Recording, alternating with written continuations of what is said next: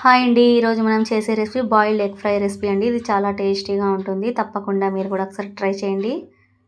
ముందుగా ఒక 6 లేదా ఒక 4 ఎగ్స్ని ఇలా వాటర్ వేసేసి ఉప్పు వేసేసి బాయిల్ చేసుకోవాలి. ఇప్పుడు బాయిల్ చేసిన ఎగ్స్ని ఇలా కట్ చేసి పక్కన పెట్టుకోవాలి. ఇప్పుడు ఒక మిక్సీ జార్ తీసుకొని అందులోకి ఒక గుప్పెడు పుదీనా ఆకులు, 4 పచ్చిమిర్చీలు వేసేసి గ్రైండ్ చేసి మిక్సీ పట్టేసి పక్కన పెట్టుకోవాలి. ఇప్పుడు కడాయి పెట్టుకొని ఆయిల్ వేసేసి 1 టీ స్పూన్ వరకు అల్లం వెల్లుల్లి పేస్ట్ వేసేసి ఫ్రై చేసుకోవాలి పచ్చి వాసన పోయే వరకు. ఇప్పుడు ఉల్లిపాయ ముక్కలు, పచ్చిమిర్చీలని ఇలా కట్ చేసి అంతా లైట్గా ఆయిల్లోనే ఫ్రై చేసుకోవాలి. ఇప్పుడు మనం ఇందులోకి ముందుగా గ్రైండ్ చేసుకున్న ఈ పేస్ట్ని కూడా వేసేసి పుదీనా పచ్చిమిర్చి పేస్ట్ వేసేసి ఫ్రై చేసుకోవాలి. ఇప్పుడు మనం ఇందులోకి ముందుగా బాయిల్ చేసి కట్ చేసి పెట్టుకున్న ఎగ్స్ని కూడా వేసేసి అంతా ఒకసారి ఇలా కలిపేసుకోవాలి. ఇప్పుడు మనం ఇందులోకి రుచికి తగినంత ఉప్పు, 1/2 టీ స్పూన్ వరకు కారం, 1 టీ స్పూన్ వరకు సోయా సాస్ వేసేసి అంతా ఒకసారి ఇలా కలిపేసుకోవాలి. సోయా సాస్ వేస్తేనే చాలా టేస్టీగా ఉంటుంది ఎగ్ ఫ్రై రెసిపీ.